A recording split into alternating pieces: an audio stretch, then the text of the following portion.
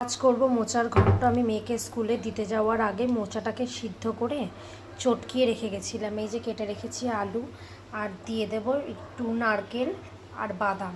অনেক সময় বড়া আর ছোলা দিয়েও করি, কিন্তু আজকে নারকেল আর বাদাম দিয়ে করব। তেল দিয়ে দিয়েছি গরম হওয়ার জন্য। এই তেলের মধ্যে এবার দিয়ে দেব অল্প করে সাদা জিরা। দিয়ে দিলাম অল্প করে সাদা জিরা। এবার দিয়ে দেব আলুটা, কেটে রাখা আলু।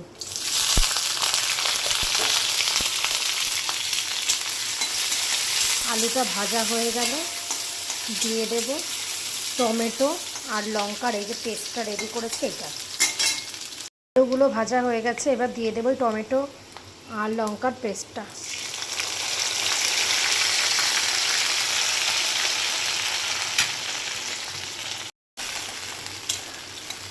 হালকা একটু নাড়াচাড়া করে এর মধ্যে দিয়ে দেব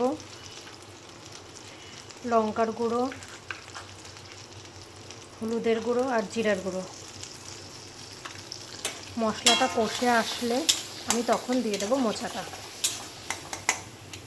মোচাটা অনেকটা নাড়াচাড়া করে নিয়েছি। এবার এর মধ্যে দিয়ে দেব ওই নারকেল আর বাদামের যে ইয়েগুলো করে রেখেছিলাম, পেস্টগুলো, ওইগুলো মানে পুরো পেস্ট করিনি, হালকা হালকা।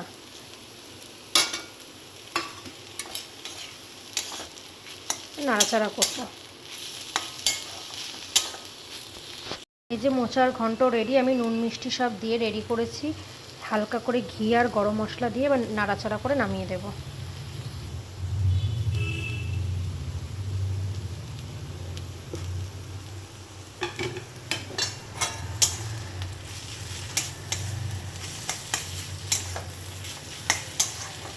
মোচার ঘন্ট রেডি।